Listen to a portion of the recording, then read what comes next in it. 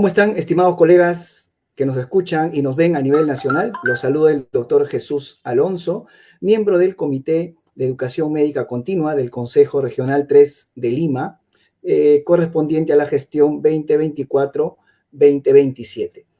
Tengo el honor de estar presente aquí con ustedes en esta jornada académica, que seguro va a ser beneficioso para no solamente los médicos, sino principalmente para nuestros pacientes y para la población en general, que ellos son al final los que se van a beneficiar directamente con lo que nosotros hagamos día a día en nuestro trabajo.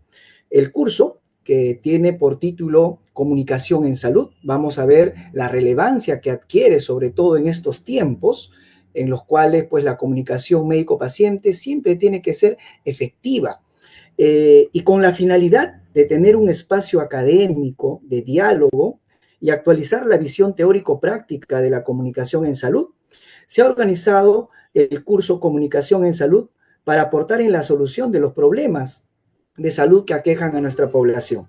Hemos sido testigos como, por ejemplo, en la última epidemia que arrasó con muchas vidas, no solamente de nuestra población en general, sino también de nuestros propios colegas, que se han convertido en nuestros mártires. eh, Vemos que es importante la comunicación, y una comunicación sobre todo que sea asertiva y efectiva. Vamos a tener en este contexto la presentación de temas que vamos a compartir con ustedes y con ponentes que le van a dar realce a estas jornadas académicas que se van a realizar en 3 semanas.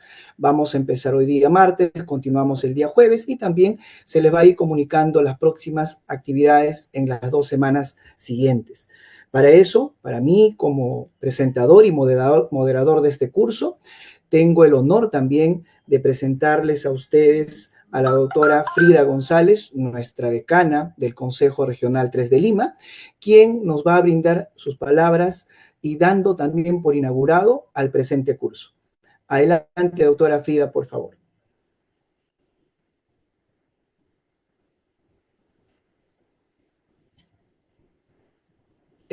Su audio, doctora. Bien, muy agradecido, doctor Alonso. Para mí es un gusto dirigirme a la comunidad médica. Mis saludos también, doctora Carmen Villalba, y todos los que nos escuchan.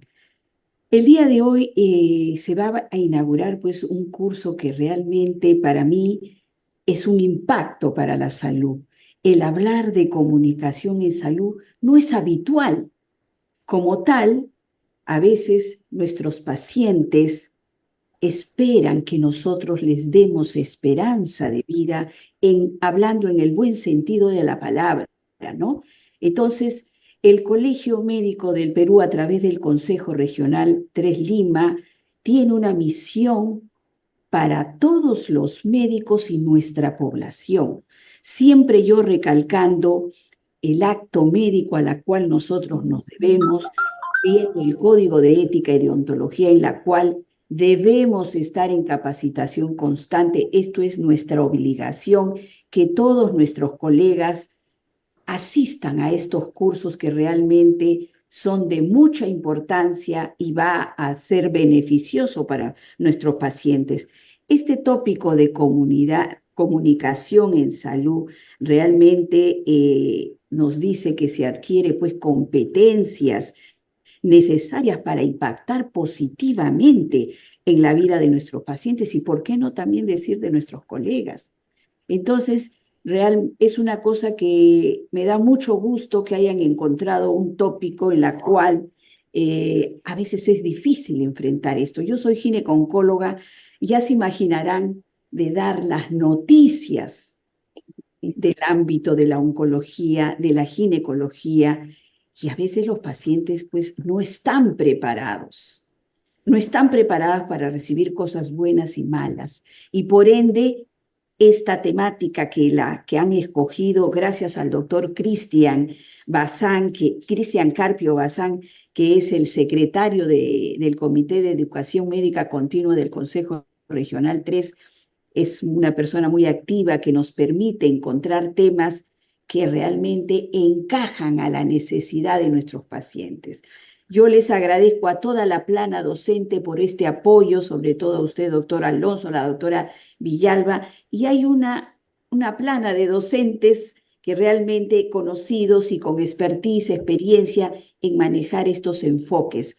Bueno, yo creo que sin más preámbulo vamos a dar por dado por inaugurar este curso que sé que va a ser de alto realce y bastante convocatoria. Ya en las redes nos estarán escuchando. Muchas gracias y damos por inaugurado este curso, doctor Alonso. Adelante, doctor. Muchas gracias. A usted, doctora Frida, muchísimas gracias, como siempre, dándole realce a cada una de nuestras actividades académicas y también poniendo énfasis en la importancia que tenemos los médicos para poder comunicar adecuadamente a nuestros pacientes. Así sean malas noticias, como vamos a tratar justamente en uno de los tópicos, y para eso tenemos, digamos, a nuestros colegas que nos van a dar diversos temas en los cuales nosotros vamos incluso a poder actualizarnos en algunos puntos. Como usted lo ha dicho, doctora, sin más preámbulos, vamos a empezar con esta primera ponencia, con el primer tema programado del curso virtual Comunicación en Salud. Recuerden que nuestro curso también es válido para la recertificación médica, por lo tanto, nuestros colegas colegiados que están participando de este evento académico también van a poder contar con el respectivo puntaje. Muy bien, como primer punto vamos a tener el tema de comunicación en salud y vamos a escuchar a la doctora Carmen Beatriz Villalba Severino acerca de las generalidades, comunicación asertiva, verbal, no verbal, escrita en diversos grupos humanos. Para eso tenemos el honor de contar con la doctora Carmen Beatriz Villalba Severino, quien es médico egresada de la Facultad de Medicina de la Universidad Nacional Federico Villarreal, de mi alma mater también, tengo el honor de ser egresado también de la Universidad Villarreal. Ella es magíster en salud pública, con mención en epidemiología, es facilitadora regional y nacional en acreditación de establecimiento de salud y servicios médicos de apoyo, es también auditora médica, ha sido jefe de la Oficina de Calidad de la Dirección de Redes Integrales de Salud de Lima Este y tiene en su haber muchos cursos, capacitaciones, diplomados que le dan realce a esta actividad académica. Es todo un honor contar con la presencia de la doctora Carmen para brindarnos el primer punto que se va a tratar en esta jornada académica. Doctora, usted tiene la palabra y nosotros la escuchamos atentamente para incluso posteriormente poder hacer nuestras preguntas que creamos necesarias. Adelante, doctora Carmen. Perfecto, muchísimas gracias. Primero, agradecer al Comité de Educación Médica Continua de la Secretaría de Decanato Profesional y Científico del Consejo Regional 3, realmente por todo este apoyo y que nos sentimos siempre de repente estimulados porque nos dan en el clavo, como se dice. Así que este es un tema que nos va a tocar y permítame primero hacer la presentación. Voy a compartir pantalla.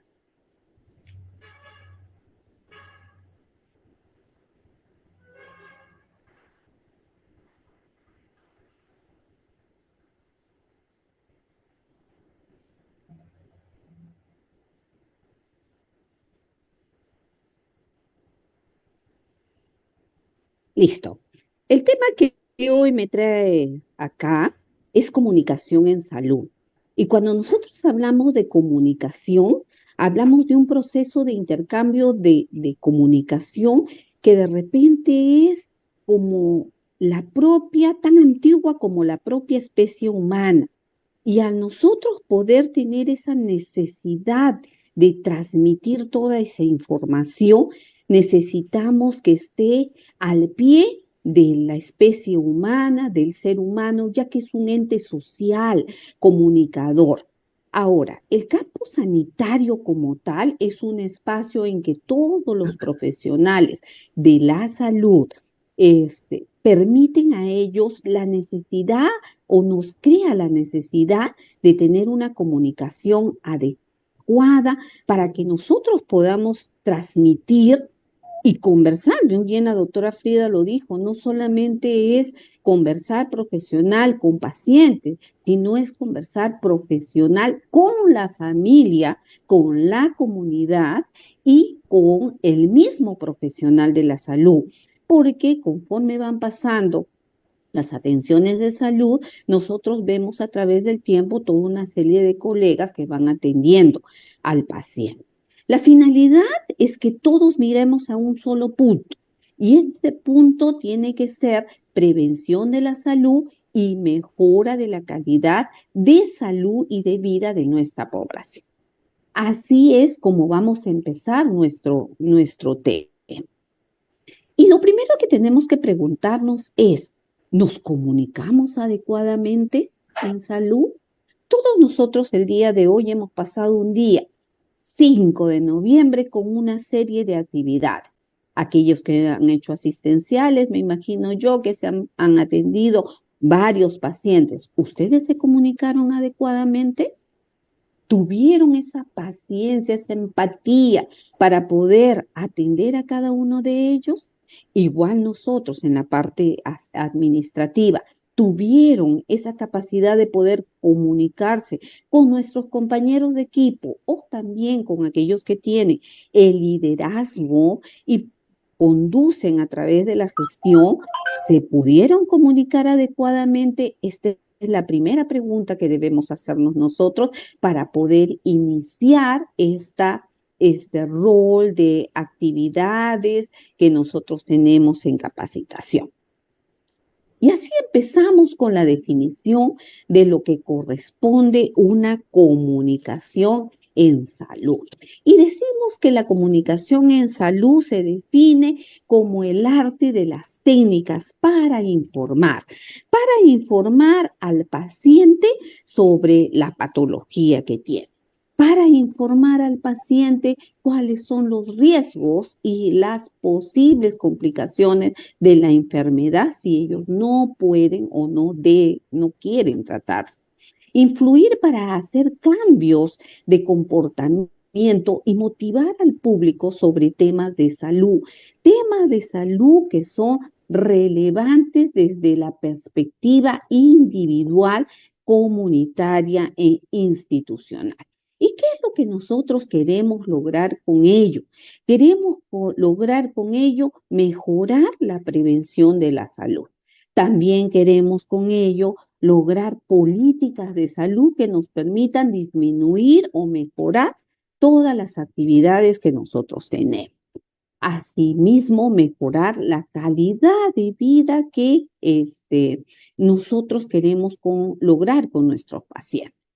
En resumen, el objetivo es proporcionar información, recomendaciones y orientación a los principales destinatarios para inducir adopciones de medidas que protejan salud de las personas, las familias y las comunidades. En resumen, ¿qué queremos decir? Comunicación en salud es una herramienta esencial para poder trabajar la salud individual y la salud colectiva. Parece un abanico de ciencia. Tenemos un comunicador, tenemos un personal de salud, pero no solamente ellos participan. Participa psicología, participa también sociología, participa también antropología, participa también psicología, que es parte importante. Todos ellos trabajan en conjunto para poder desarrollar lo que es comunicación en salud.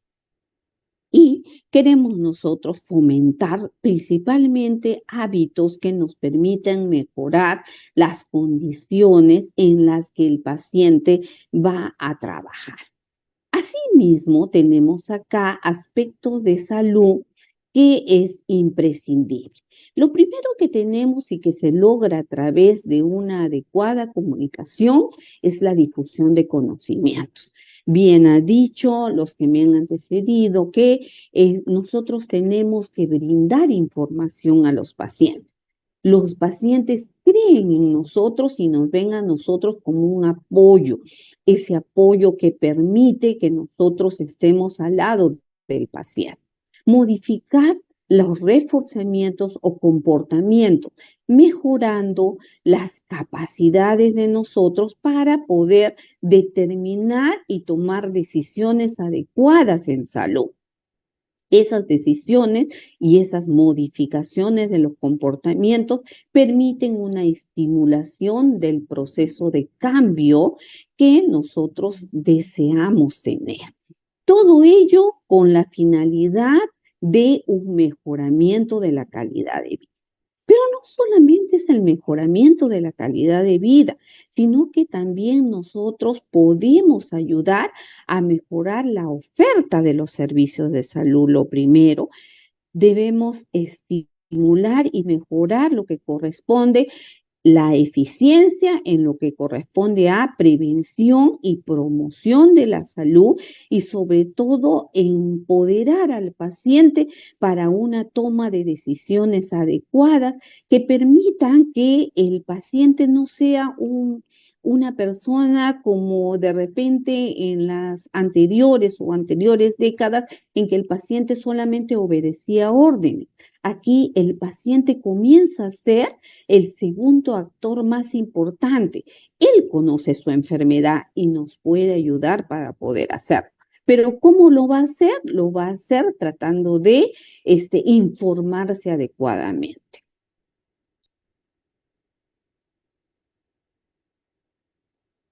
Lo siguiente es, y que debemos tener en cuenta, es que la comunicación tiene un propósito que seguir.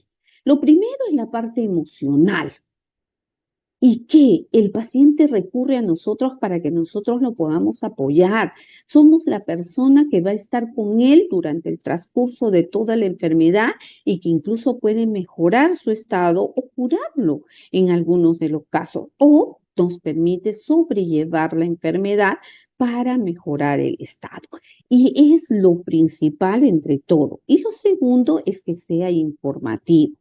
¿Por qué? Porque no solamente se informa de cómo va la enfermedad, sino también nos permite determinar cómo va toda la distribución de nuestros establecimientos de salud. Las señaléticas son un medio de información. Ustedes pueden ver ahí la imagen, un consultorio nos permite ubicarnos rápidamente a través de los fluxogramas, también nos permite determinar cómo va a ser nuestro desplazamiento en cada uno de los ambientes que tienen en los establecimientos de salud.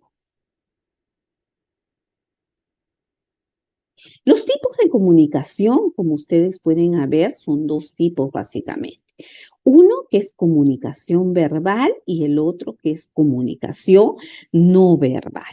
Y en la comunicación verbal y no verbal hay una diferencia en netamente es el lenguaje. El lenguaje que está en la comunicación verbal y que no es parte de la comunicación no verbal. En la comunicación verbal ustedes pueden ver ahí una imagen que es la historia clínica del paciente. Esa historia clínica nos permite a nosotros comunicarnos, pero comunicarnos ¿de qué manera? Comunicarnos de manera netamente escrita.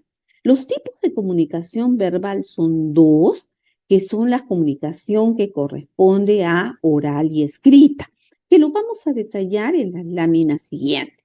Y de ahí viene la comunicación no verbal, que es la que está básicamente en signos, en postura, en tonos de voz.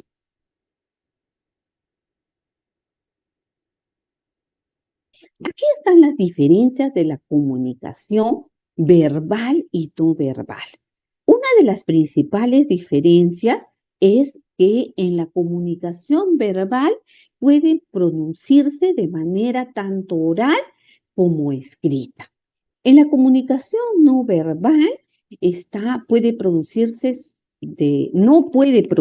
de manera escrita, aunque sí de manera oral, y como con un sonido que puede presentar, una exclamación, por ejemplo.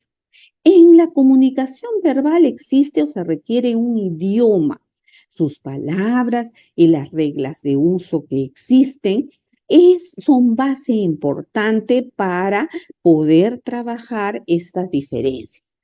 No requiere de un idioma, por ejemplo, la comunicación no verbal, ni reglas específicas en relación a ello.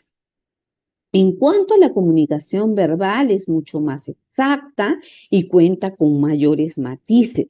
Matices que nos van a nosotros a dar todas las diferentes maneras de la gramática y de la ortografía que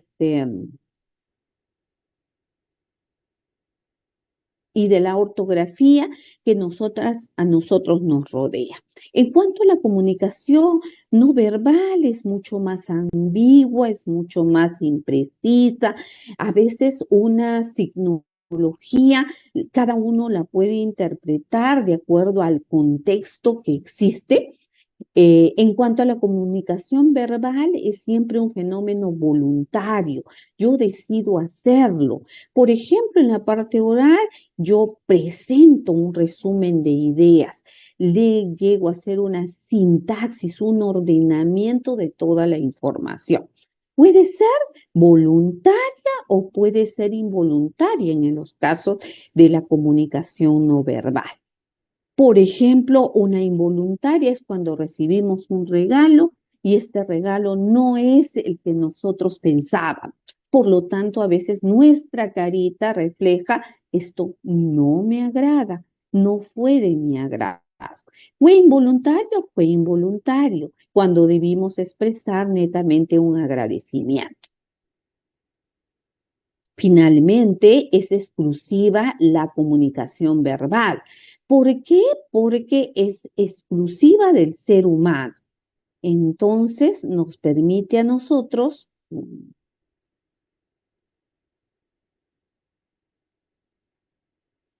ya está, ahí está, ahora sí, es exclusiva del ser humano.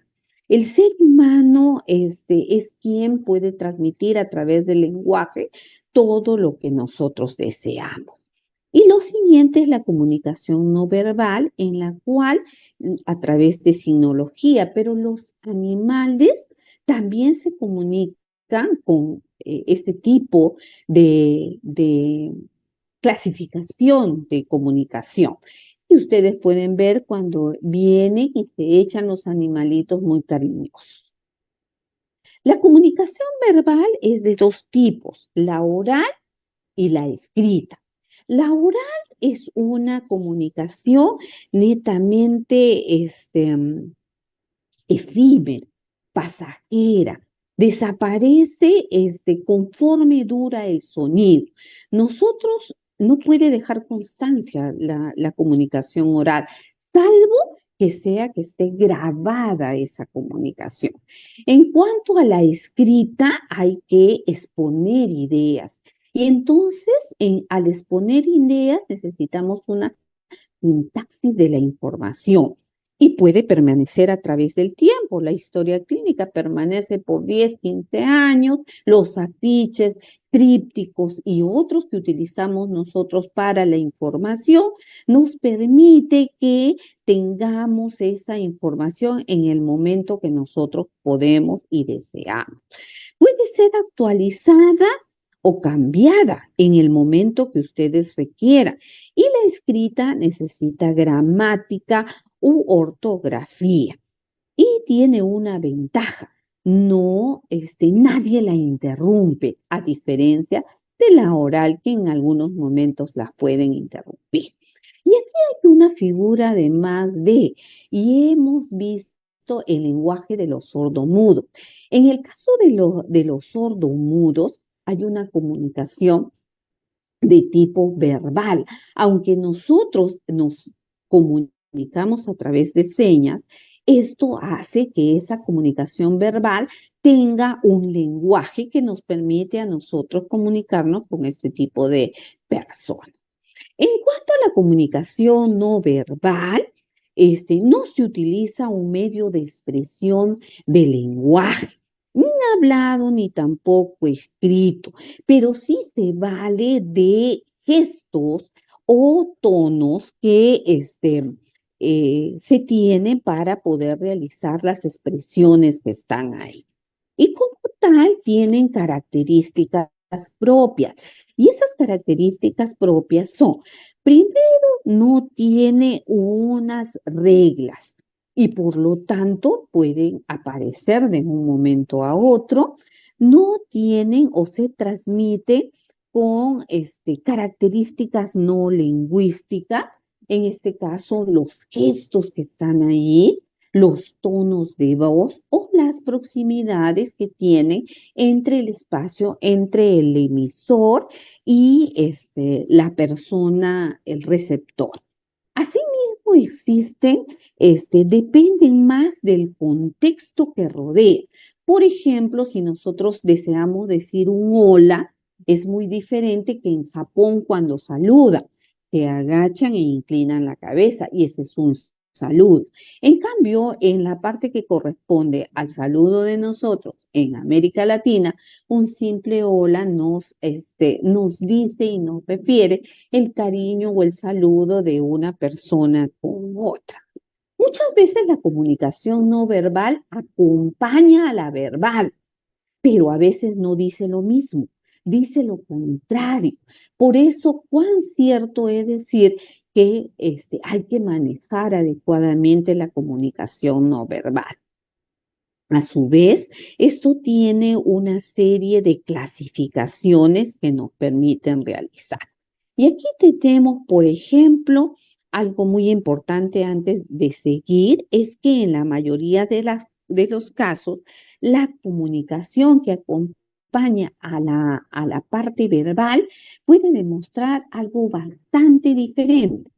Por ejemplo, hoy día 5 de noviembre, todos nosotros hemos tenido un día donde hay bastante desarrollo de actividades, un despliegue de todo equipo y dentro de unas horas vamos a tener el simulacro de las 8 horas y hemos tenido un pequeño temblor a mediodía que ha convertido que nuestro día, a pesar de todo, yo diga, he tenido un buen día. Y con una sonrisa ustedes digan, la doctora Villalba verdaderamente ha tenido un momento de alegría. Y puedo que yo diga, uy, qué buen día tuve hoy. Y solamente con la diferencia de mostrar el tono de voz, lo que he remarcado, he podido decir que realmente mi día no fue un verdadero día. Aquí tenemos una comunicación no verbal con clasificaciones de tres tipos. La primera, que es la tipo kinésica, que es aquella que está basada en los movimientos de las extremidades, movimientos corporales o movimientos de la cabeza. Y así tenemos, a su vez, cuatro tipos de clasificaciones en el tipo kinésica. La primera, que es la gestualidad, que son los movimientos de las manos, de las extremidades y de la cabeza, y puede ser lo más o menos compleja y específica. En el caso de las manos, muchos hemos visto el nerviosismo que existe cuando llega un paciente a atenderse, porque no saben qué es lo que van a referirle. O también la impaciencia de algún colega que desea terminar rápidamente y poder irse. La postura. La postura corporal es la posición del cuerpo, transmite emociones o sensaciones. Y ya hemos dicho que muchos animales lo tienen. Muchas veces hemos llegado y la postura, tanto erguida como encorvada que pudieran tener, nos demuestra la actitud y la atención que nos tienen hacia o cuando nosotros estamos mencionando alguna de las actividades o alguna información que queremos brindar. Las expresiones faciales se producen con los movimientos de cara y expresan toda una gama de emociones que son importantes y que nos permiten a nosotros traducir si nuestros pacientes, o si nosotros estamos adecuadamente alegres, tristes, o que nuestros pacientes llegan con una preocupación o más de una preocupación en sí. Asimismo, tenemos el tipo áptica. Y el tipo áptica corresponde a que se produce mediante un contacto físico que refuerza o que establece algunos fines. Por ejemplo, cuando nosotros vamos a dar una noticia, podemos agarrarle las manos al paciente y decirle, nosotros estamos contigo. Cualquiera que esta fuera la noticia y nos permite a nosotros poder mantener ese acercamiento con ellos. El tipo paralingüístico es una comunicación que está dado por los sonidos, y ahí lo hemos puesto ahí, y expresa el estado de ánimo del hablante. Estos a su vez tienen tres tipos. Uno que está basado en el tono de voz y es aquella que se modifica, como por ejemplo en este instante cuando estamos nosotros realizando la exposición. ¿Qué decimos? Aumentamos el tono de voz cuando queremos ponerle énfasis en alguno de los aspectos del mensaje que nosotros queremos emitir. Nos puede emitir como una seguridad, probabilidad, ironía o interrogación. Asimismo, el volumen del tono que nosotros indiquemos y indica cómo se siente el hablante y permite destacar determinados elementos durante el mensaje. Y finalmente existen las pausas y silencio, que transmiten el término, por ejemplo, de un turno al hablar o finalización del mensaje. A veces las pausas son necesarias para plantear una reorganización de la información que nosotros estamos dando. Asimismo, existe el tipo proxémica. Y ese tipo proxémica habla del espacio entre el emisor y el receptor. Espacio que nosotros lo tenemos dependiendo de la confianza que exista, de la agresividad, del respeto que puede existir con la otra persona. Por ejemplo, cuando una persona hace una consulta a una persona desconocida en la calle, nosotros no nos acercamos, tenemos y mantenemos nuestra distancia. A diferencia de aquellas personas en las que nosotros nos encontramos después de un bastante tiempo y de repente nos hace recordar a nuestra niñez y nosotros agarramos y nos acercamos y le damos un abrazo por todos esos años que nosotros no nos hemos visto. La comunicación no verbal también tiene,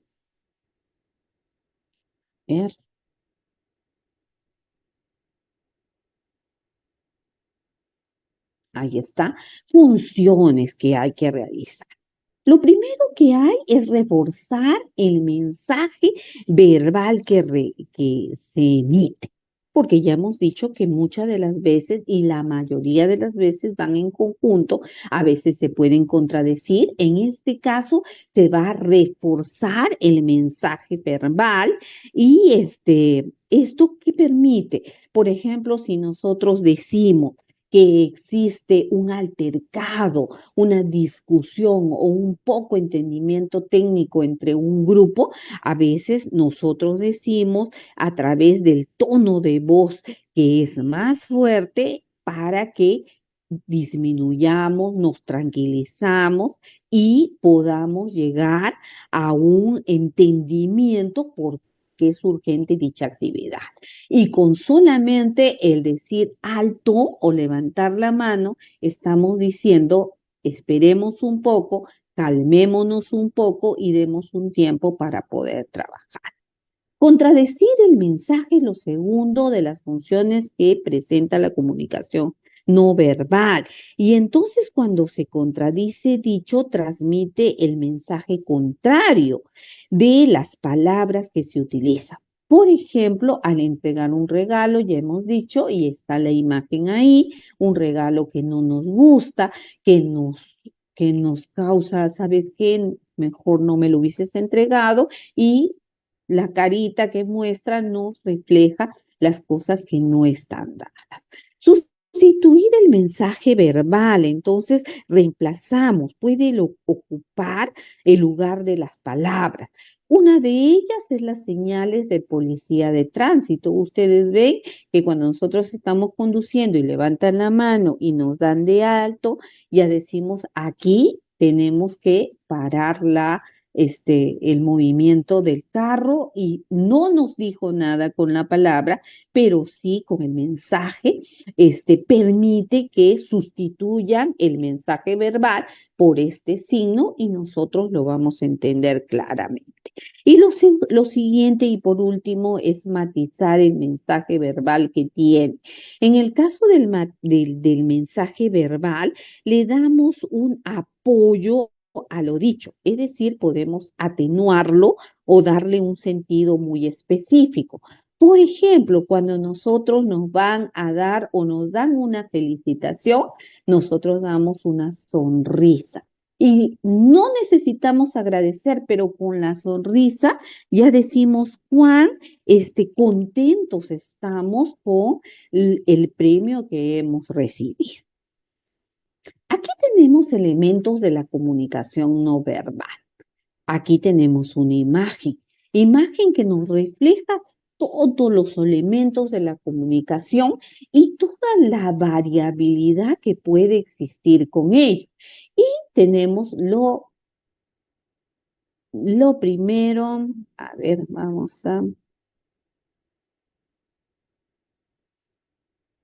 lo primero es la expresión facial.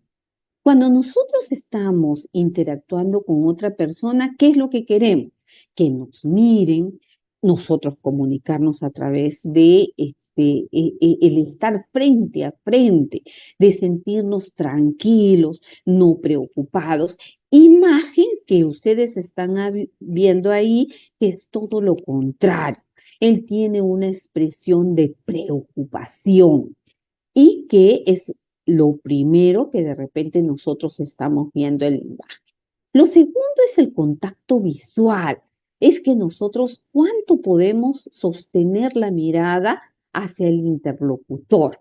Decimos nosotros que a veces cuando mentimos no podemos sostener la mirada. Por lo tanto, nosotros desviamos la mirada y muchas veces cuando han llegado nuestros pequeños y decimos, comieron tal cosa y no nos miran a la cara, ahí sabemos que nos están mintiendo.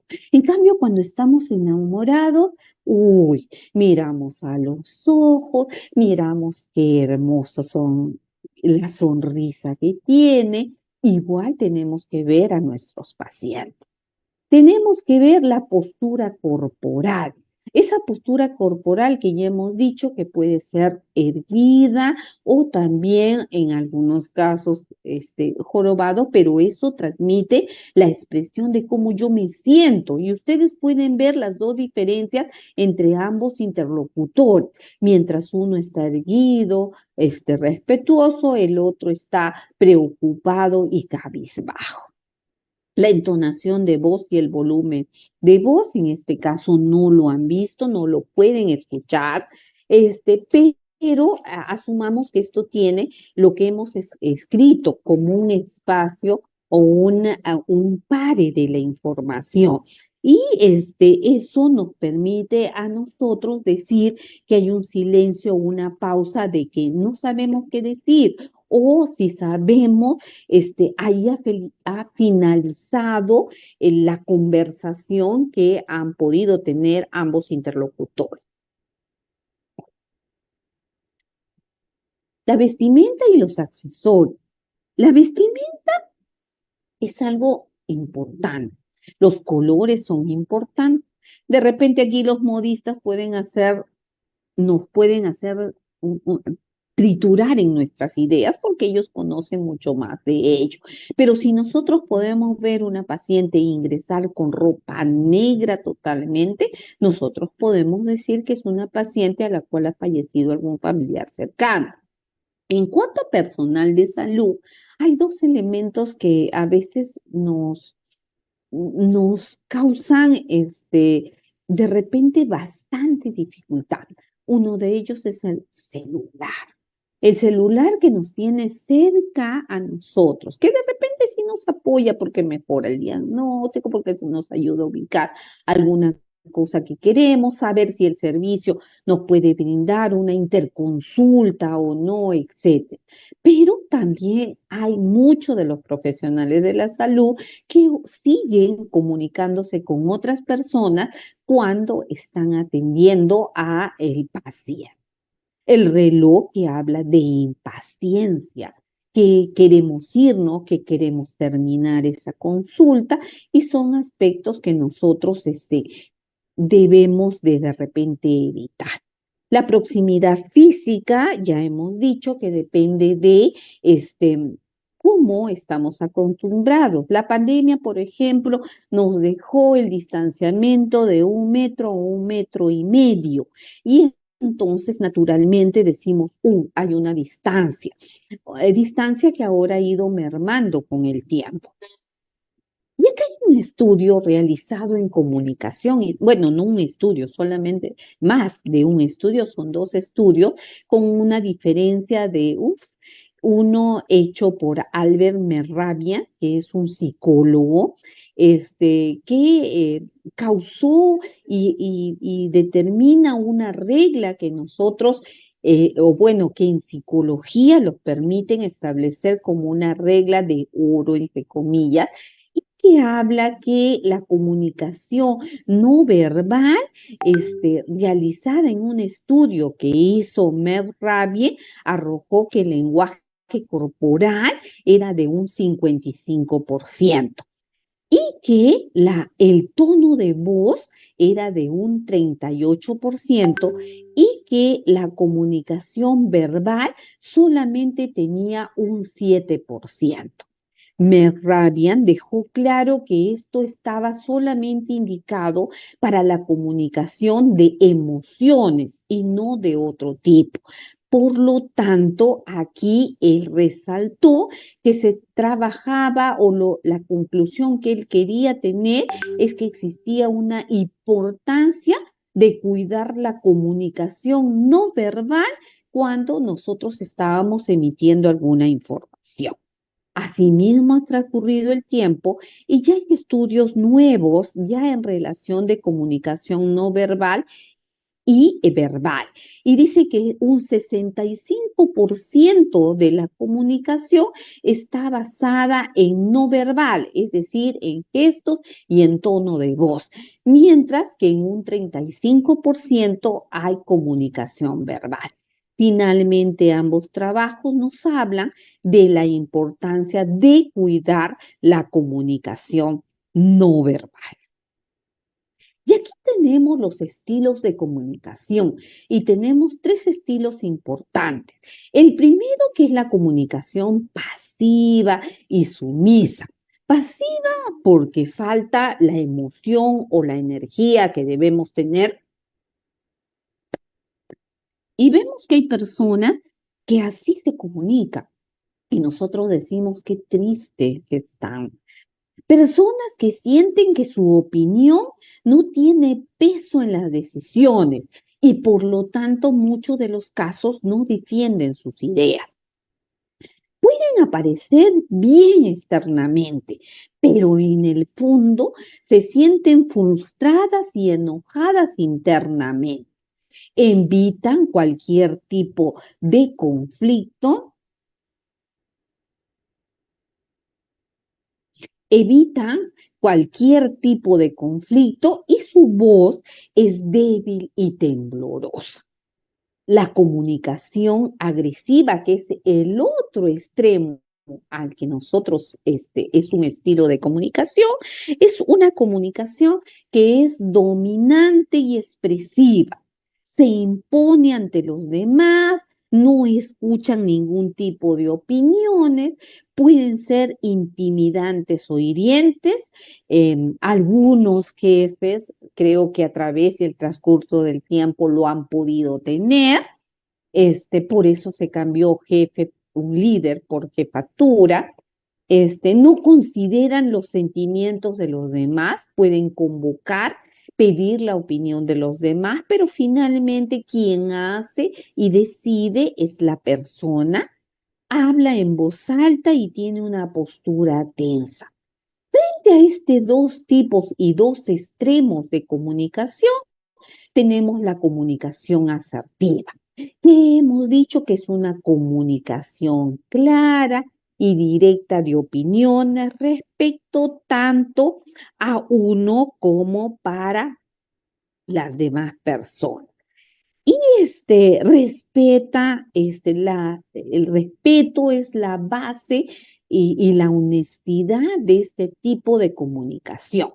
Capacidad para para establecer los límites adecuados, y entonces tenemos que aprender a decir no cuando nosotros no podamos realizar tal o cual actividad. Y eso también para nosotros es importante. Muchas veces abusan de esas personas que siempre dicen sí a todo.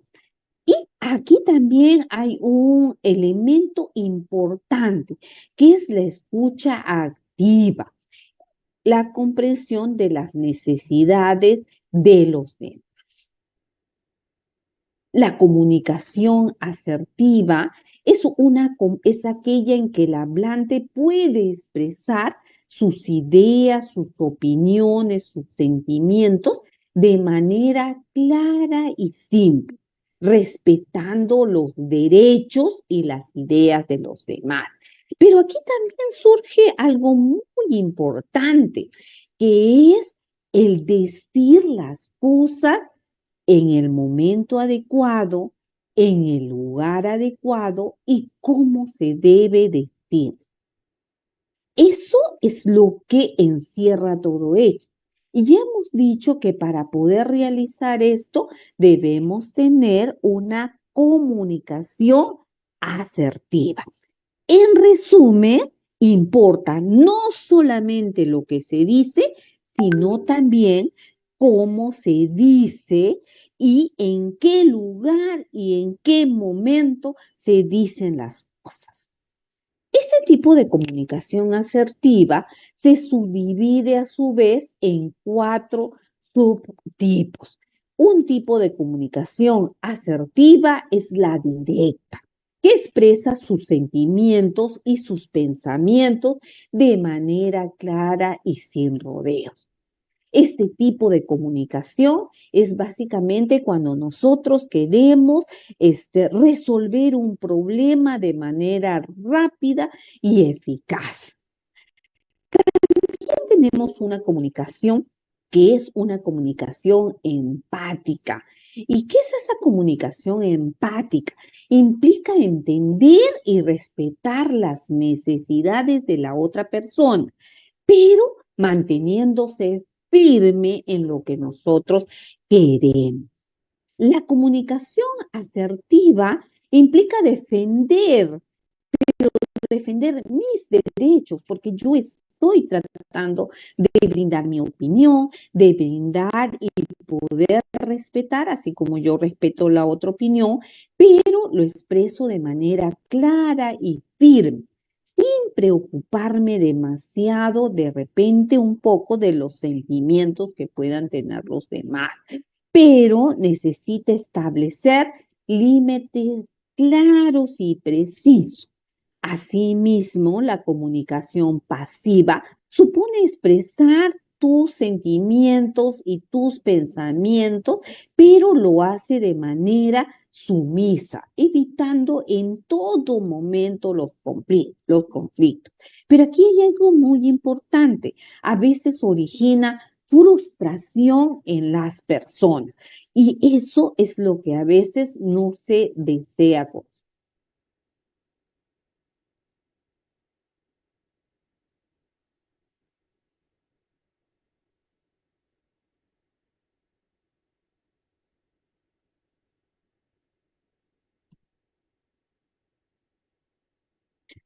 técnicas para desarrollar la comunicación asertiva. Una de las técnicas para lograr ese desarrollo es el uso del yo en lugar del tú. Hablar desde mi propia experiencia. Por ejemplo, si alguien llegó tarde, entonces decir, yo no pude programar mis cosas por y eso me permite que tenga que cambiar todos mis horarios. No eché la culpa a nadie, no dije a nadie, esto no es por tu culpa, simple y llanamente hice el uso de la persona del yo. La técnica del disco rayado consiste en repetir de manera calmada y firme lo que se desea y por lo tanto yo determino y permito que pueda repetir sin dejar de mencionar qué es lo que yo deseo.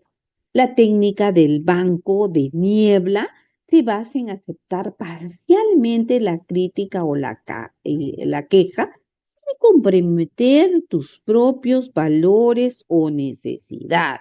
Por ejemplo, puedes decir, entiendo que puedas pensar eso, pero yo veo las cosas de manera diferente.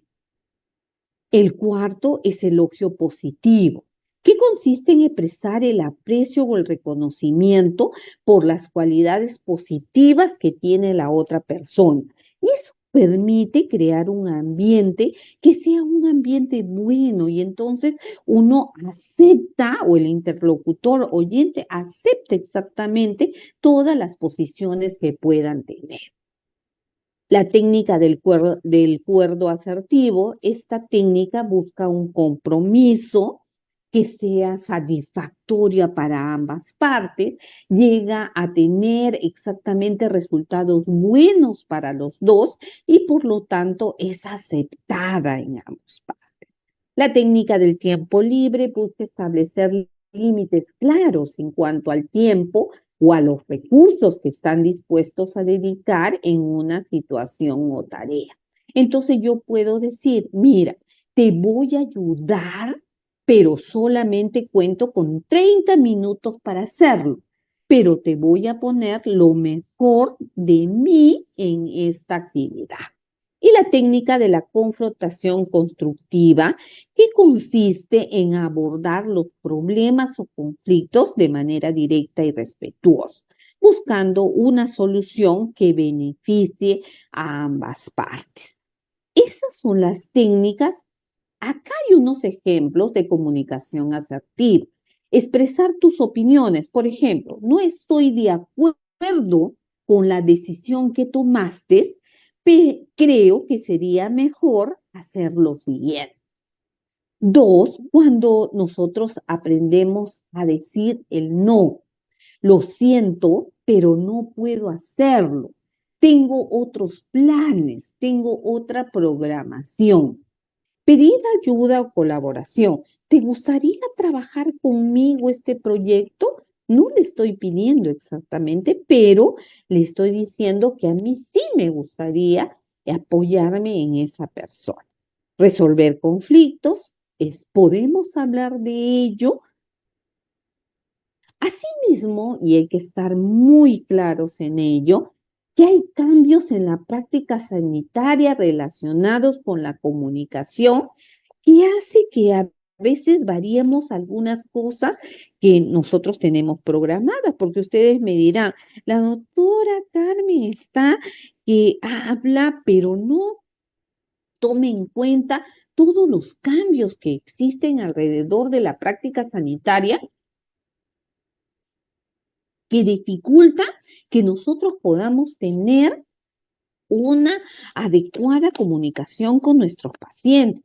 Y lo primero que es primero que podamos, por un lado, hay un avance científico que ha permitido que las alternativas tanto diagnósticas como terapéuticas hagan que haya una exponencial de muy poco tiempo. y los temas de decisiones, obligando así una mayor medida a tener que valorar, preguntar, escuchar o discutir.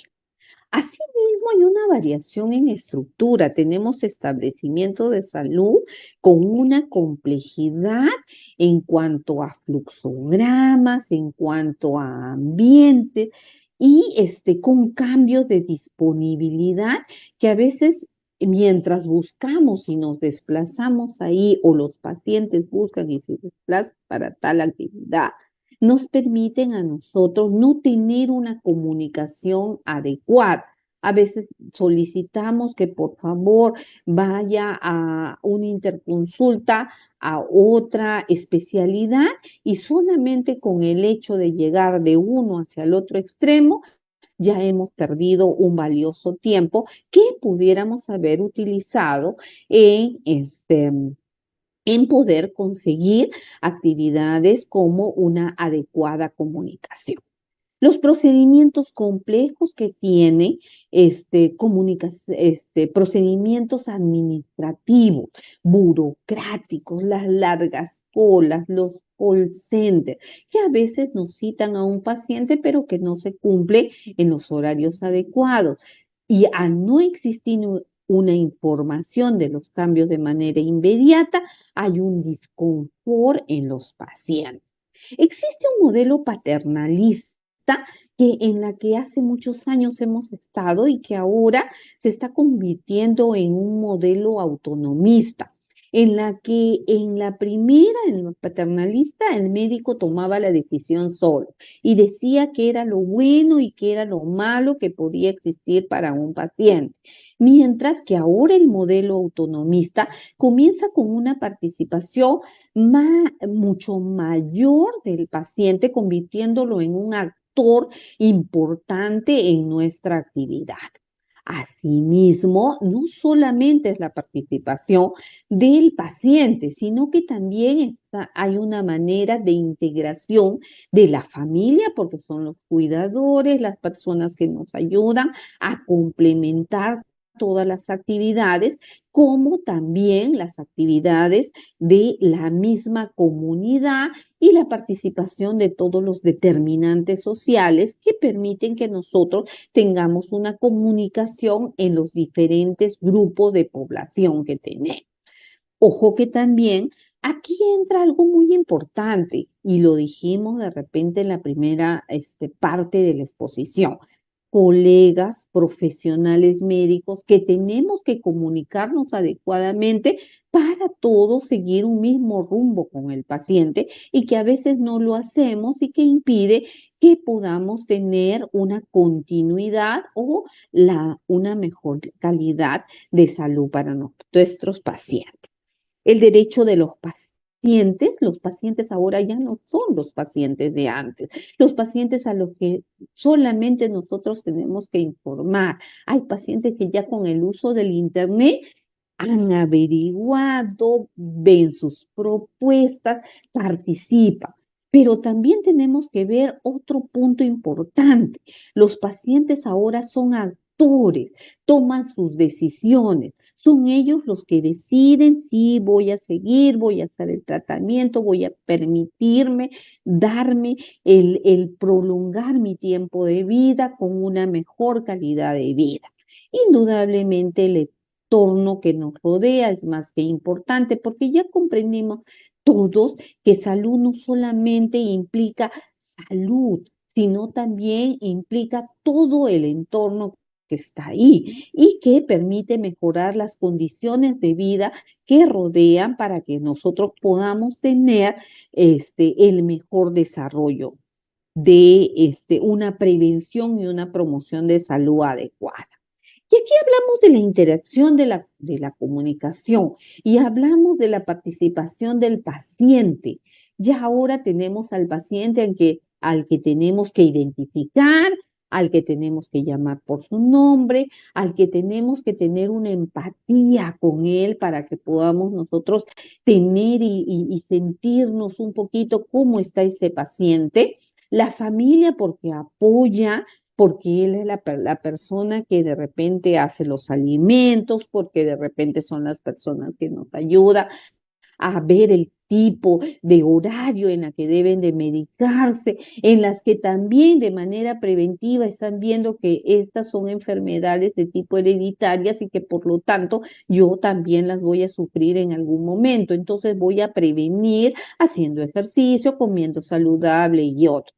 Profesionales de la salud, uno a la mano del otro para poder trabajar con el fin de mejorar la salud del paciente y finalmente la comunidad. Y aquí tenemos la comunicación informal, individualista, paternalista y la comunicación actual que es de relaciones participativas. Aquí estaba solamente un actor, los profesionales de la salud y los pacientes, pero no estos pacientes con una actividad tan protagónica como lo ya debe incluirse a partir de este tiempo. Todos son protagonistas, paciente, familia, comunidad. Los espacios de interacción donde las instituciones sanitarias eran los únicos espacios prioritarios de salud. Ahora tenemos otros espacios, por ejemplo, la comunidad como espacio de construcción de la salud, instituciones sanitarias con espacios especializados, atención de la enfermedad y promoción de la salud. Hay discursos de saberes que otorgan poder, el discurso médico, científico y técnico, del cual también nosotros tenemos que de repente incluir al paciente. Y los saberes científicos más acordes a la situación y en la que el paciente, que es el mayor actor, porque él es el que siente, es el libro que nosotros necesitamos porque nosotros lo leemos, pero el paciente es el que lo siente, es el que lo vive. Y entonces la familia, la vida cotidiana y la experiencia del paciente nos permite a nosotros el poder trabajar. Allí también, por ejemplo, en la elaboración de guías de práctica clínica, hay una participación de este tipo en cómo se siente, en cómo podemos ayudarnos y cómo puede intervenir.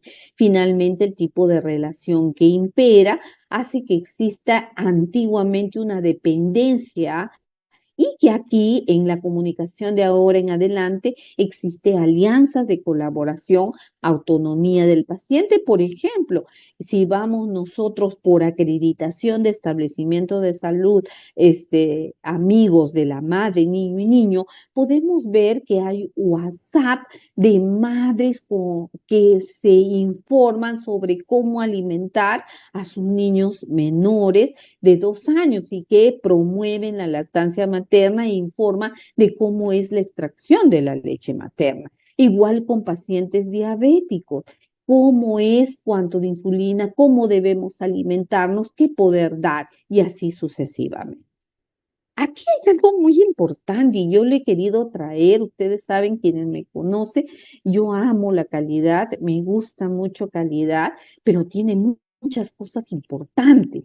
Y es así como hay un trabajo que ha arrojado que el 67% de los fallos médicos se debe a problemas de comunicación. Por eso, señores, nosotros tenemos que aprender a comunicarnos para poder nosotros corregir muchas de las cosas que hay. ¿Y cuáles son las cuatro fallas? La comunicación con los pacientes y sus familias, comunicación de errores que hay y que ocurren, la comunicación entre profesionales de salud cuando uno de los profesionales cometió un error y entonces tiene que informarlo y a veces ¿qué hacemos? Nosotros lo separamos en lugar de brindar ayuda. Y entonces se convierte en una segunda víctima. Después, la gestión de las crisis sanitarias. Por ejemplo, la pandemia ha sido una manera nos ha dejado lecciones que ustedes no se pueden imaginar. Pero la pregunta es, ¿hemos aprendido de esas lecciones? Cuidado, amigos. Cuidado, amigos. Mire, esta es una fotografía donde dice quietito, es un error, puede ser fatal, señor Gutiérrez. Y él le dice, López, doctor, yo soy López, por decir, yo no soy Gutiérrez.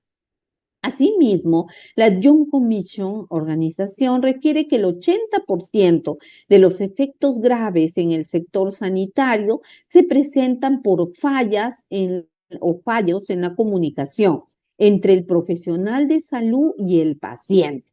Y que también ustedes lo pueden ver si es que manejan la parte de reclamos.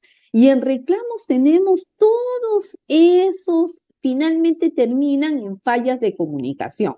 Lo primero son dudas no aclaradas en el momento oportuno. Nosotros, y eso es lo que ha pasado en muchos de los errores que a veces se cometen, y nosotros, ¿qué hemos dicho? Es por simple y llanamente, señor, ¿cuál es su nombre? Señor, usted sabe qué es, y si el paciente está empoderado en eso, te va a decir, un momento, yo soy López, no soy Gutiérrez. Señor, a mí me van a operar la mano derecha y no la izquierda. Mire, qué simple esa comunicación, pero qué grande es.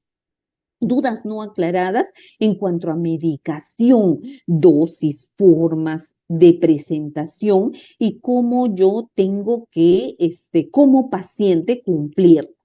Dos, la información dada por entendida a pesar de haber confusiones o interrogantes.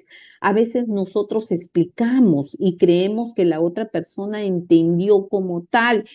A veces es conveniente volver a reafirmar y hacer preguntas para ver cuánto entendieron de lo que nosotros o de lo que hemos tratado de explicar. O creemos que nosotros nos hemos dejado o hemos entendido tal cual nosotros queremos. Y la mala interpretación del mensaje por parte del paciente.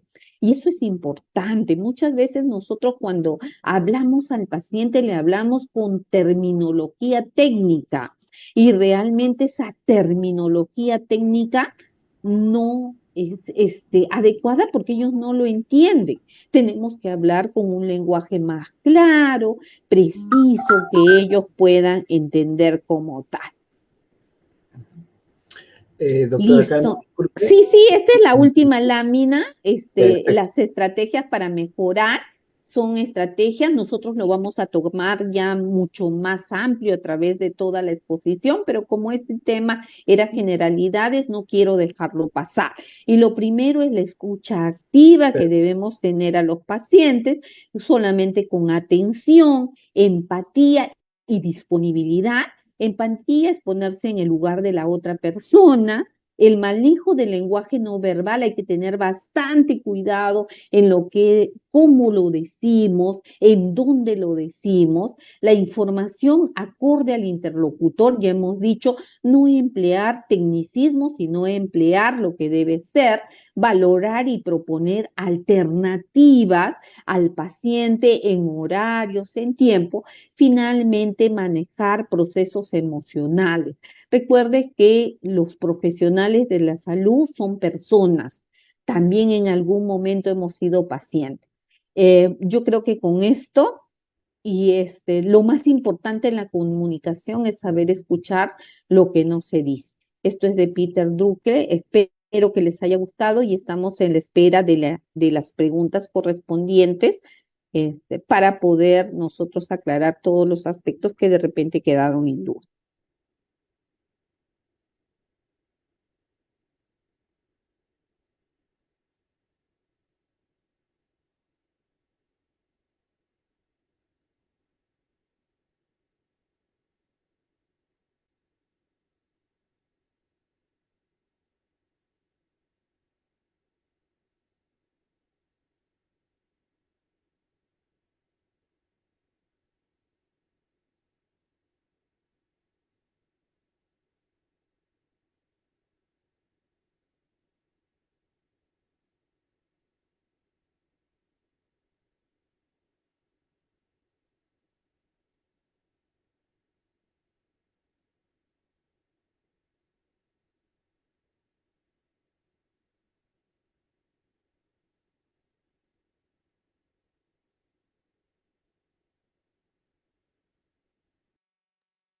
Y buenas noches, gracias.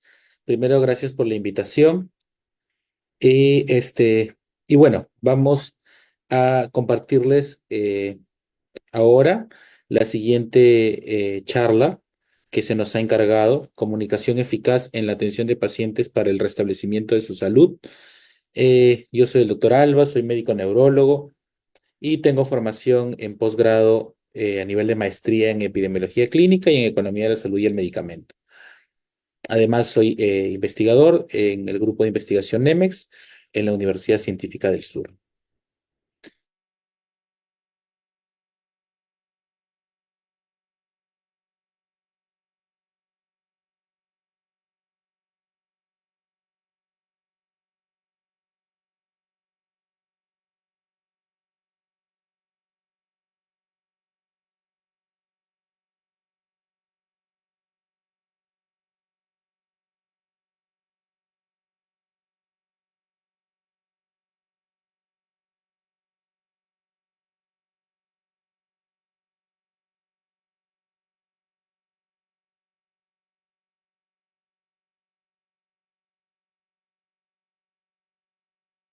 ¿No?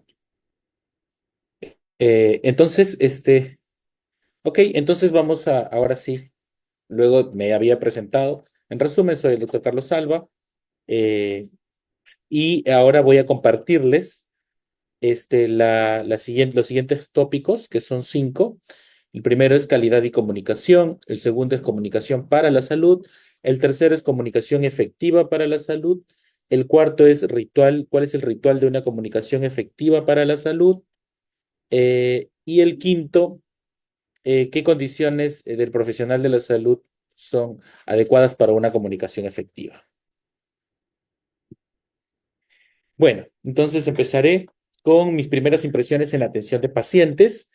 Estos en realidad son memorias que yo tengo de las primeras impresiones y obviamente, como seguramente en la mayoría de nosotros, estas memorias se remiten a nuestras épocas de pregrado, cuando estábamos iniciando nuestras primeras experiencias clínicas, seguramente a la mitad de la carrera, como fue mi caso, en las primeras rotaciones clínicas, ¿no? Generalmente en los cursos de medicina o los cursos clínicos o quirúrgicos.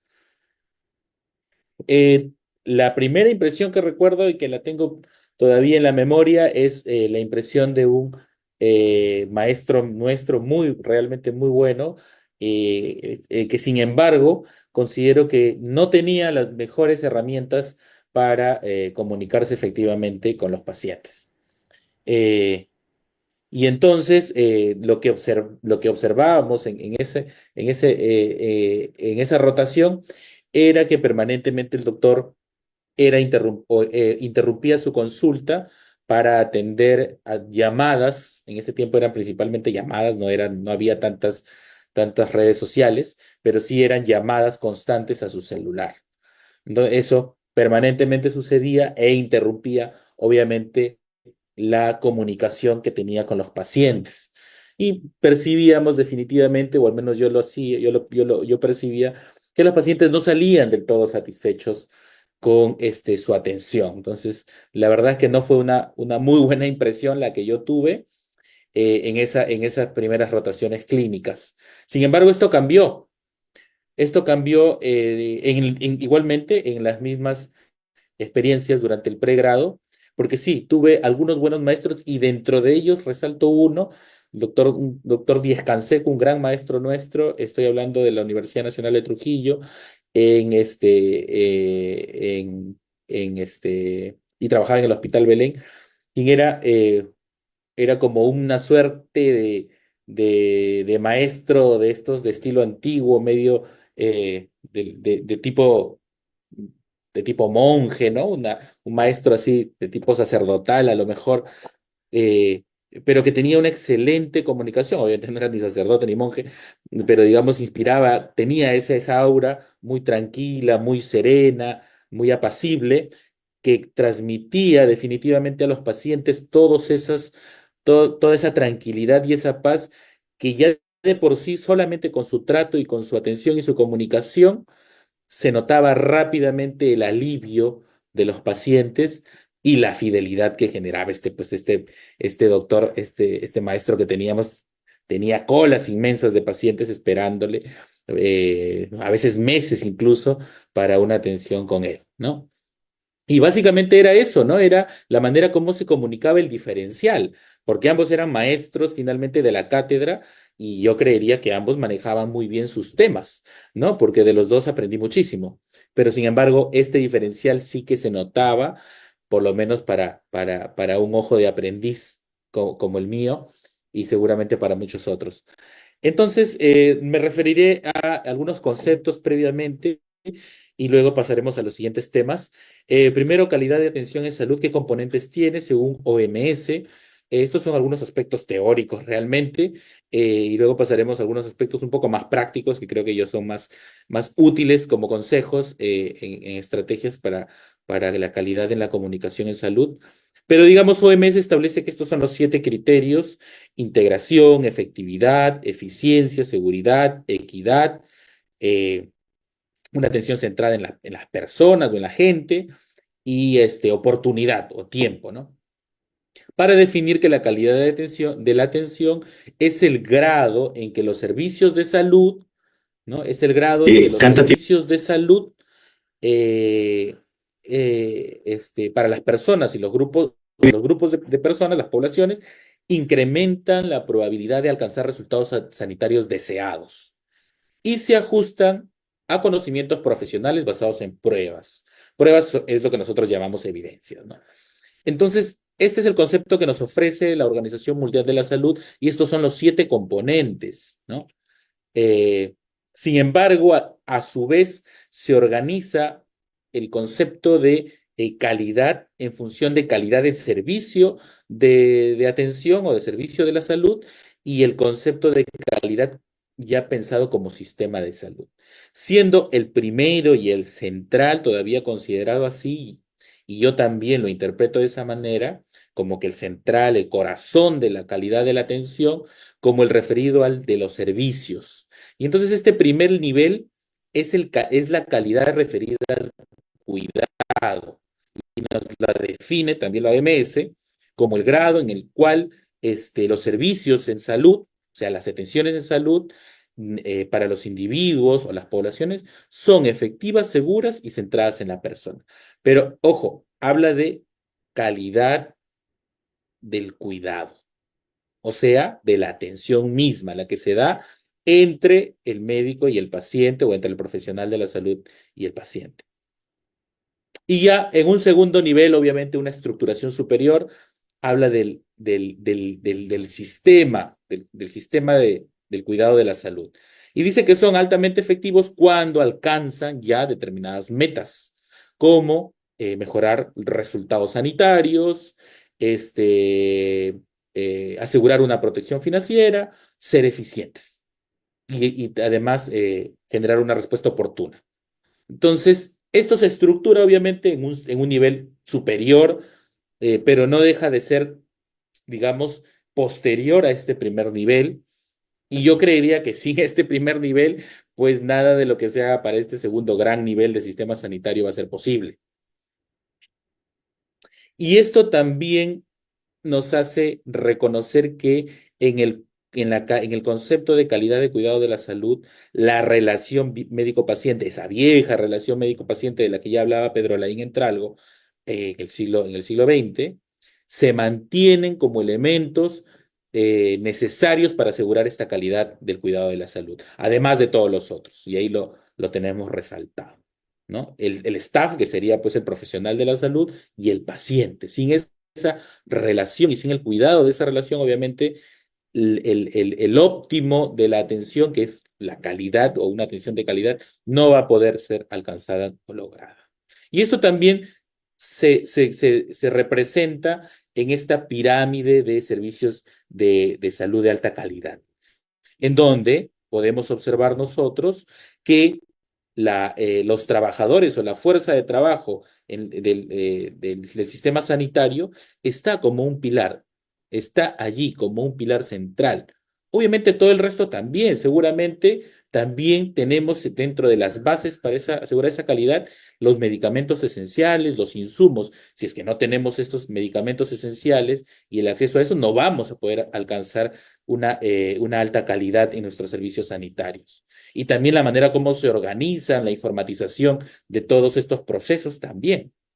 Pero a pesar de que la tecnología avanza, los medicamentos se modifican, la lista de medicamentos esenciales se vienen modificando también, los sistemas informáticos se perfeccionan, todo eso sigue cambiando, pero lo que permanece desde que somos de repente considerados seres humanos y desde que se inició la civilización, ¿no? Lo que no ha cambiado es la relación médico-paciente, ¿no? Ahí está, sigue allí, ¿no? La fuerza de trabajo de los sistemas sanitarios como un pilar esencial de los servicios sanitarios. Y de eso quiero conversar hoy.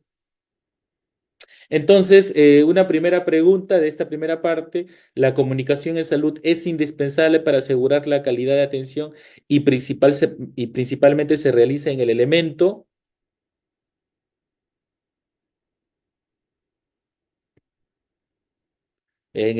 eficacia, seguridad, centrado en la persona, oportunidad o todos?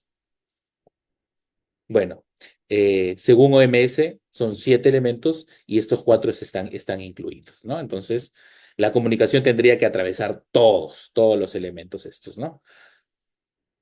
El elemento calidad de atención que hace referencia a se dispensará atención adecuada a las preferencias, las necesidades y los valores personales en el marco de servicios sanitarios que se organizan en torno a las necesidades de la persona a ese sí es un concepto mucho más específico, ¿no? Dentro de los elementos, de los 7 elementos que da OMS. Y como más o menos se interpreta de la definición, nos referimos a el elemento centrados en la persona. Punto número 2, entonces, la comunicación en la salud. ¿Qué necesitamos saber para comunicarnos con el objetivo de restablecer la salud? Primero necesitamos entender que la comunicación en la salud, como todo proceso comunicativo, tiene funciones. Carl Buehler, un teórico, un lingüista, un teórico de la semántica, nos señalaba que las funciones de la comunicación son 3: vocativa, informativa y representativa. Sin embargo, Pedro Laín Entralgo, a quien me he referido antes y sobre el que digamos, hemos trabajado algunos artículos referidos a la comunicación de calidad en los servicios de la salud, establece que de estas 3 funciones activas de la comunicación se debe agregar una más, además de las que formula Buehler o que señala Buehler como función vocativa, informativa y representativa, señala que también hay una función en la comunicación de la salud que es la función activa persuasiva, pero que además cada una de estas funciones activas tiene un correlato pasivo. Pasivo le llama, pero digamos, un correlato, digámoslo así, que viene como reflejo de estas funciones que son más activas. De repente pasiva no es el mejor término, pero sí complementarias. Por ejemplo, la función vocativa, su función complementaria sería la de compañía, la de informativa sería catártica, la representativa sería esclarecedora y la persuasiva sería una función autoafirmadora. ¿De qué se tratan estas funciones? Vamos allí. Es importante conocerlas. Lo voy a poner a manera de contexto o ejemplo. Cuando el paciente pregunta, en este caso, al personal, en este caso un profesional de la salud, sobre información pertinente o no a su necesidad en salud, establece un contacto voluntario, de llamada, de aviso, ¿no? Con el profesional o con la institución. Esa es la función vocativa, llamar. Y la función complementaria, la función vacativa y a la vez está requiriendo o está buscando una compañía resolutiva. Esa es la función de compañía. Entonces, primeras 2 funciones complementarias, vocativa y de compañía. Segunda función, escenario, cuando el paciente llega a la institución y solicita información pertinente, ¿no? ya sea no directa o directa al médico, al profesional de la salud, para su atención, lo que busca es informarse, función informativa, pero a la vez está liberándose, a la vez está liberándose un poco de todo lo que viene acompañado a su dolencia o a la dolencia misma, ¿no? Con la obtención de esa información. Entonces, esa función complementaria es la función catártica, informativa, catártica. Tercer escenario, cuando el paciente nombra sus necesidades, las está representando conceptualmente, función representativa, pero a la vez está esclareciendo sus dudas, función esclarecedora. Entonces, representativa y esclarecedora, tercer grupo de funciones de la comunicación en salud. Y finalmente, cuando el paciente informa su dolencia, busca que se interesen en él y en su dolencia, o sea, ejerce una función persuasiva. Y de este modo puedan resolverla o aliviarla. Y esa sería la función autoafirmadora. Entonces, persuasiva y autoafirmadora como cuarto grupo de funciones complementarias. Entonces, segunda parte, completamos con unos pequeños quiz. ¿Cuál es aquella función de la comunicación en salud que al generar un nuevo conocimiento de lo que está pasando a la persona al enfermar, estaría a la vez permitiendo un alivio de su dolencia? Cuando se genera un nuevo conocimiento, estamos ante una función representativa. Y cuando se está, mediante esa función representativa, generando un alivio al esclarecer un poco esa dolencia, estamos hablando de la función catártica. Entonces, a ver, para aclarar, nuevamente, ¿cuál es aquella función de la comunicación en salud que al generar un nuevo conocimiento de lo que le está pasando a la persona al enfermar, un nuevo conocimiento es información informativa? A la vez estaría permitiendo un alivio de su dolencia. Entonces, alivio, función catártica, ¿no? Entonces, allí está un grupo el segundo grupo de funciones de la comunicación. Quiz número 4. ¿Cuál es aquella función de la comunicación en la salud que la persona al informar sobre sobre su dolencia busca un genuino interés del médico tratante o el profesional de la salud? Es una función persuasiva y a la vez reconoce el reconocimiento de su dolencia como verdadero, como existente, como importante. Función autoafirmadora, entonces, persuasiva y autoafirmadora. Entonces ahí tenemos las cuatro funciones complementarias o complementos de la comunicación en salud. Tercer objetivo, ¿cómo comunicarse efectivamente? Creo que esto ya también se ha conversado previamente. Sin embargo, voy a señalar rápidamente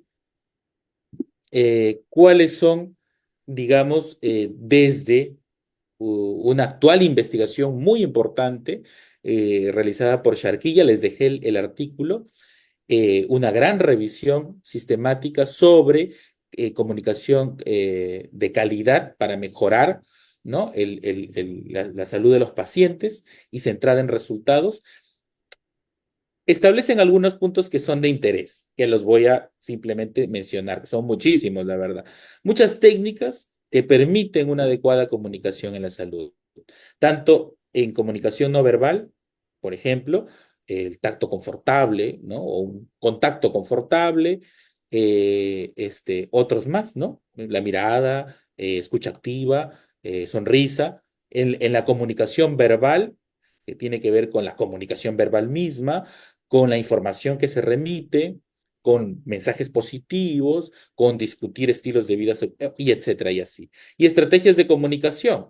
Y finalmente, resultados centrados en paciente. Yo señalaré que en comunicación no verbal creería, y él se señala en el artículo, que dos de las técnicas más importantes es el contacto reconfortante y la escucha activa. En la comunicación no verbal es la información que se le da al paciente, biomédica y psicosocial, que sea positiva para el paciente y que además pueda discutirse aspectos de sus estilos de vida. Y dentro de las estrategias de comunicación, el enfoque participativo. Entonces, súper importante esta revisión, sobre todo porque nos da puntos claves en cómo guiar una comunicación de calidad. Entonces, entre las técnicas no verbales de la comunicación en salud que han mostrado favorables resultados centrados en los pacientes adultos mayores está, según el artículo previo, no verbales, comunicación telefónica, no, resolución de conflictos, no, eso es verbal, sonreír, contacto reconfortante, soporte emocional. Dentro de las más importantes, habíamos señalado como el contacto reconfortante. Punto número 4, ritual de una comunicación eficaz para la salud, ¿no? Ritual para una comunicación eficaz para la salud. Eh, vamos,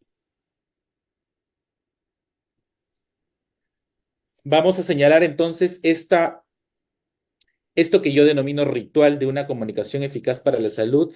Es parte de un trabajo que estamos realizando, ¿no? En donde señalamos y reflexionamos sobre qué aspectos son más o menos repetitivos, pero que son importantes en una comunicación eficaz para la salud. Un ritual es un conjunto de pasos que se hacen más o menos ordenadamente, secuencialmente. Como por ejemplo, no sé, en una danza hay un ritual, hay un conjunto de pasos armónicos, sincrónicos, ¿no? Bien establecidos. Entonces, un ritual es eso, ese conjunto de pasos que se pueden incluso repetir. El ritual de la atención de la salud, digamos, como mínimo tiene estos 5 pasos. Primero la entrevista, luego el examen físico, los hallazgos, el diagnóstico y los planes de acción. Entonces, este ritual se repite constantemente cuando hacemos nosotros una atención en salud.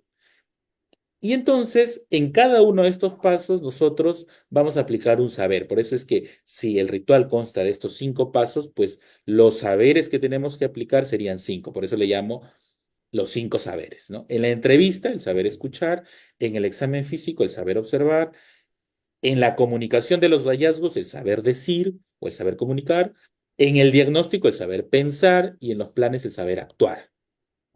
Vamos a explicar algunos puntos que señalamos en estos 5 saberes. Sobre el saber escuchar, en la entrevista, tenemos que tener en consideración desde el saludo, la presentación y la cordialidad con las que trabajamos durante ese primer paso.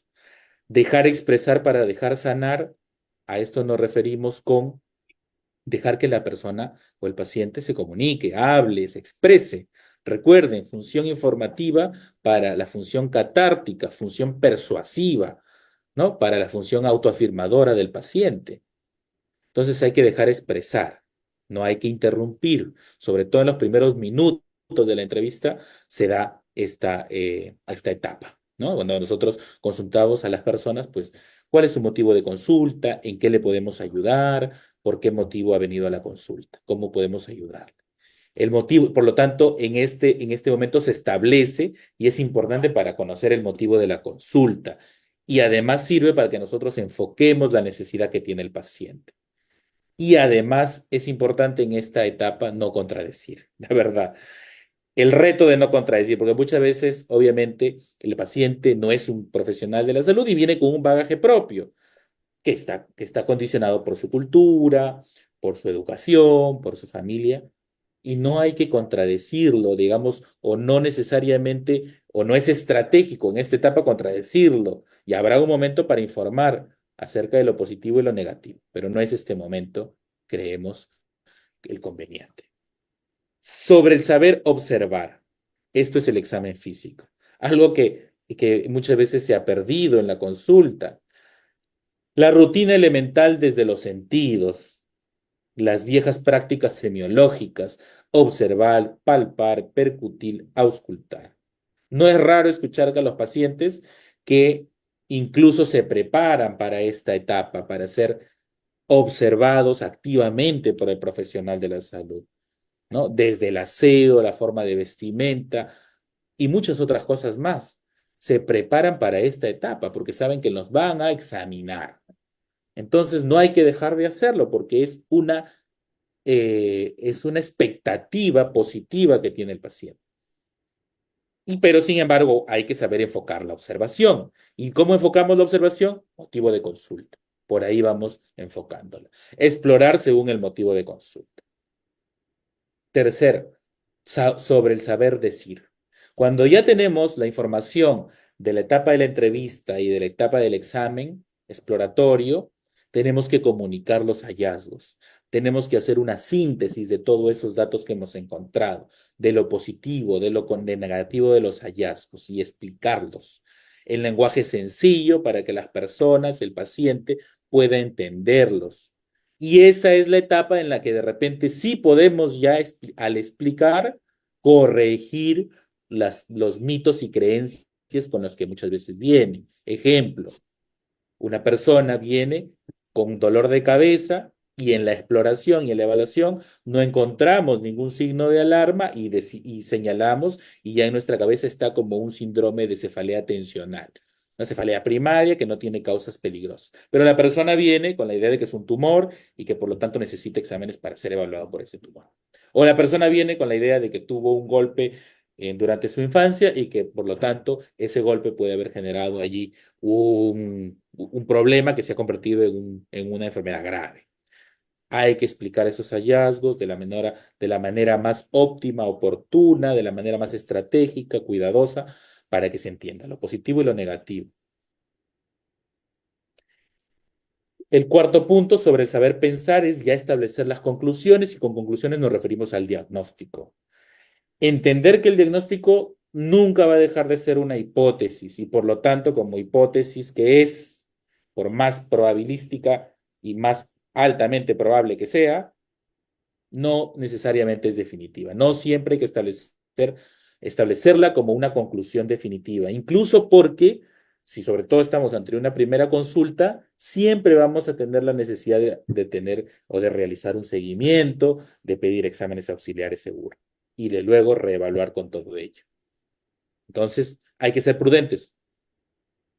Sobre el saber actuar, viene ya el establecer los planes. ¿Qué propuestas de acción o planes de acuerdo a las conclusiones o definiciones? Tenemos el plan diagnóstico, el plan terapéutico y el plan pronóstico, que los vamos a, digamos, a establecer con exámenes auxiliares seguramente que vamos a solicitar.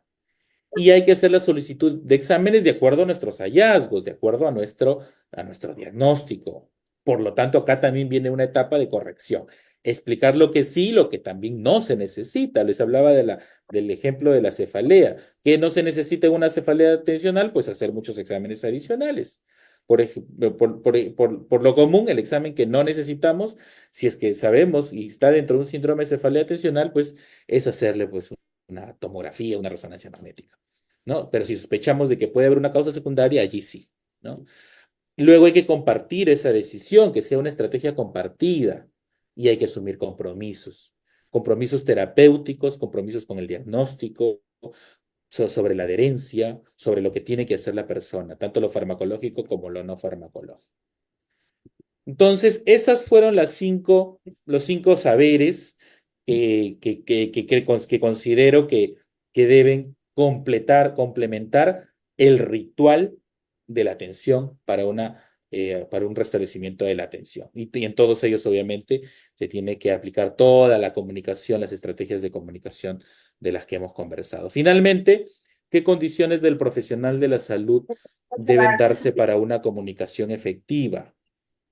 Bueno, también consideramos que para lograr ser un profesional de la salud que comunique efectivamente, tenemos que tener por lo menos estos tres factores, ¿no? El primero, la motivación, el segundo le llamo mentalización y el tercero, la mirada hacia los propósitos. Con motivación me refiero a no olvidar nuestra vocación, la vocación de servicio, ¿no? Pero además de la vocación que siempre debe estar allí como ese gran paraguas que nos proteja y nos siga guiando en nuestro quehacer, la preparación. Y la preparación es la preparación como profesional durante toda tu carrera y permanentemente, pero también la preparación en el día que vas a atender a la persona. Irse positivo, ¿no? Eh, darse un baño, no sé, de como llaman ahora ¿no? los coach, ¿no? O los teóricos de la psicología positiva. Darse un baño de dopamina, de serotonina, ¿no? Que nos active, ¿no? De oxitocina, que nos active antes de ir a la atención. Que les cuento yo qué es lo que hago, por ejemplo. Antes de ir a la atención, por ejemplo, cosas muy simples, ¿no? Como por ejemplo, y esto lo aprendí de una lectura del, del- de Daniel Kahneman, ¿no? Que fue un premio Nobel por sus investigaciones en psicología económica. Se llama la imprimación. O sea, a tu cerebro tú le puedes engañar con expresiones corporales. Si tú haces expresión de sonrisa, tu cerebro va a asumir o va a interpretar que estás feliz y va a comenzar a liberar los neurotransmisores de la felicidad. Si tú te extiendes, haces estiramientos, vas a combatir al cortisol, ¿no? Con endorfinas. Y por lo tanto también vas a activarte positivamente. Mirar chistes, ¿no? Eso también, sonreír, reírte. Prepararte diariamente, el día que vas a hacer la atención, también es bastante positivo, ¿no? Es como cuando vas a hacer una charla, te preparas, te motivas previamente. Mentalizarse es fluir durante la actividad. Y esto me hace recordar, o recuerdo yo, un relato de Picasso. De que Picasso se metía a pintar y podía estar horas de horas, e incluso días, trabajando mentalizado, fluyendo durante su actividad y nada lo podía interrumpir o nada lo interrumpía más que su actividad. Él fluía, no sentía el tiempo, como que flotaba durante esa actividad. Ya, mentalicémonos durante nuestra actividad, concentrados en lo que hacemos y fluyamos durante la actividad de la atención. A eso me refiero con mentalizar y por lo tanto, cualquier interruptor hay que tratar de bloquearlo. El principal en estos tiempos, el celular, las redes sociales. Apagar el celular, simplemente. Hay estudios sobre esto, ¿no? Más del 70% de los pacientes sienten que el uso del celular durante la consulta interrumpe y perturba la atención. Y no olvidar los propósitos, finalmente. Los propósitos que tenemos son los propósitos de alivio, de sanación y de curación. Ojalá los logremos, pero por lo menos los de alivio los podemos definitivamente lograr en la medida de lo posible. Pensar en eso, que los propósitos deben estar centrados en el resultado del restablecimiento de la salud del paciente. Con eso vamos a lograr ser eso que queremos ser, que es ser buenos profesionales de la salud o profesionales de salud que se comuniquen efectivamente. Eh, una mención aparte, el primer registro objetivo de nuestra condición de seres humanos, de humanidad más que de hominidad, Homo sapiens, no me refiero a la evolución Homo sapiens habilis o erectus, podría ser el hallazgo de un fémur fracturado y sanado. El cuidado como primer signo de civilización. Esto es un pensamiento que se le atribuye, aunque no se ha logrado comprobar del todo, a la antropóloga Margaret Mead, pero es, creo yo, un pensamiento o una reflexión bastante motivadora. El cuidado de la salud de una persona como primer signo de civilización. Conclusiones finales, la calidad de la atención sigue considerando a la relación médico-paciente como parte de sus componentes fundamentales. En la comunicación en salud se ejecutan una serie de funciones activas y pasivas o complementarias, como las he referido antes, que permiten el restablecimiento de la salud de los pacientes. Comunicarse efectivamente depende de acciones que pueden ser aprendibles y aplicables, tanto no verbales, como de estrategias comunicativas, y la atención requiere la aplicación de una secuencia de pasos, un ritual. Es interesante que lean el concepto de ritual de Byung-Chul Han, un filósofo norcoreano radicado en Alemania, que él revalora el uso de rituales en nuestra sociedad actual. A eso nos referimos. Contribuyen al restablecimiento de la salud de los pacientes, ¿no? Contribuyen al resto. Y hay factores, hay factores que serían factores comunicacionales que dependen del profesional de la salud, de cada uno de nosotros, que si son aplicados efectivamente van a permitirnos comunicarnos efectivamente. Y gracias. A usted las gracias, doctor Carlos Alba, por su brillante exposición. De igual manera, también muchísimas gracias a la doctora Carmen Villalba, que fue la primera que expuso ya en el tema que nos compete hoy en lo que es comunicación en salud. Me informan por interno que no tenemos preguntas por parte de nuestros participantes en este curso, agradecerles infinitamente a todos por darse el tiempo de habernos acompañado esta tarde. Doctor Carlos, solamente una pregunta para que nos pueda hacer un comentario, más que un comentario, sobre, justamente hablaba de los rituales, ¿no? De los rituales, muy, muy importante, muy interesante recordar esa parte, que uno de esos componentes quizá en la pandemia, se nos fue difícil, a nosotros que somos docentes en la universidad, forjar a estas nuevas promociones que coincidieron justamente en hacer sus prácticas clínicas, hablo del internado, por ejemplo, y no tuvieron opción de reforzar la parte semiológica que aprendieron en pregrado por el tema, pues, de el cuidado que teníamos que tener de evitar el contagio pues no han aplicado la parte semiológica correctamente. ¿Cómo superar eso en Sí. este grupo, de repente, de profesores estén en el SERUM o algunos quizá ya estén haciendo recientado, pero no han tenido esa experiencia vivencial, ¿no? Que es examinar al paciente, ocultar al paciente, que hemos estado alejados por el tema de contagio de COVID. Sí, sí, una etapa, primero hay que entender que fue una etapa no regular, una etapa crítica, ¿no? Una etapa de crisis y tuvimos que tomar medidas de crisis, ¿no? Por lo tanto, no, esas medidas de crisis no deben ser o no deberían ser digamos, el proceso regular de aprendizaje, ni de atención incluso, ¿no? De los pacientes. Entonces, y esto ya se ha visto, o sea, así como en los niños se sabe que hubo una pérdida del nivel educativo, estos niveles educativos también se han perdido en los adolescentes en la etapa colegial y los universitarios. Y también, obviamente, los universitarios que hacen la carrera de medicina. Definitivamente que se han perdido oportunidades valiosas de aprendizaje, no superables, no intercambiables definitivamente por las modalidades virtuales. Si bien es cierto, la modalidad virtual ha venido para quedarse, y estoy de acuerdo con eso y la utilizo, como ahora, por ejemplo, hay escenarios que son irreemplazables, como es el escenario del aprendizaje de la evaluación, que incluye el examen físico, definitivamente, ¿no? Y todas las ciencias semiológicas que nosotros hemos tenido la gran oportunidad de vivirlas o de aprenderlas. ¿Cómo reemplazarlo?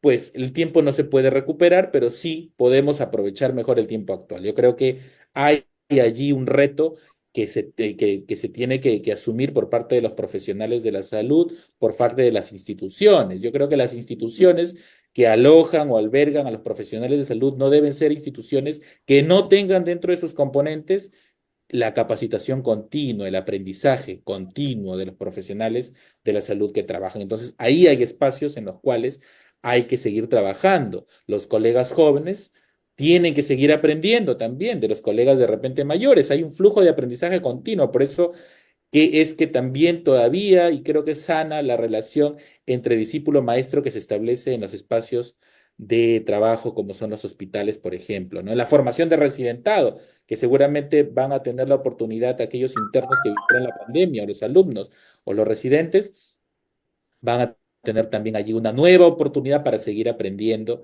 y creo que eso es lo que tenemos que hacer, ¿no? No vamos a recuperar el tiempo pasado, pero podemos aprovechar los tiempos actuales para completar eso que de repente no fue posible por la pandemia. Perfecto, doctor. Muchísimas gracias. Muy enriquecedor lo que usted ha compartido hoy día con nosotros.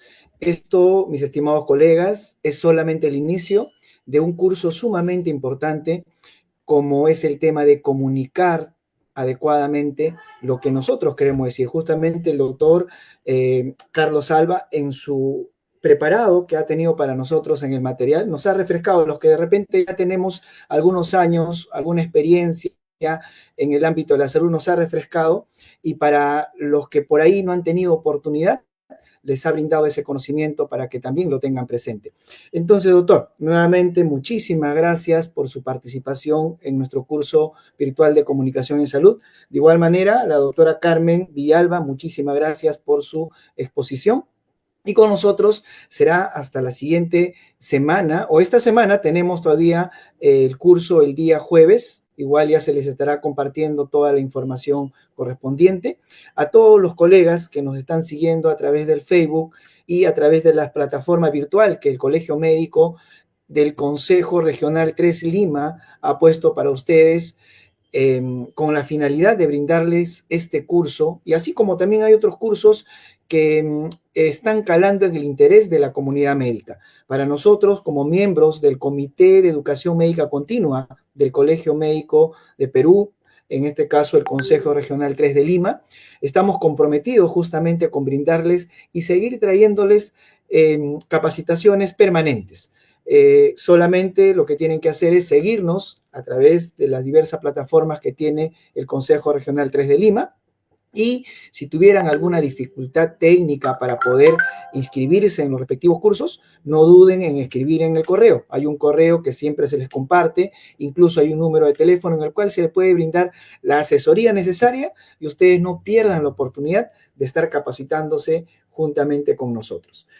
Por mi parte, me despido de ustedes. Nuevamente, soy el doctor Jesús Alonso, médico familiar y también médico legista. Ha sido un honor compartir esta jornada académica con todos ustedes y pueden seguirnos a través de las diversas plataformas para que estén pendientes también de los cursos que se vienen a lo largo de lo que queda del año y también el próximo año. La capacitación, la formación médica es continua y ese es el reto que nosotros lo tenemos bien claro. Muchísimas gracias nuevamente a la gestión 2024 hasta el 2027 del Colegio Médico del Perú. Muchísimas gracias y conmigo será hasta el siguiente curso que se realice con el desarrollo normal de los temas que ya tenemos planificado para ustedes. Muchísimas gracias.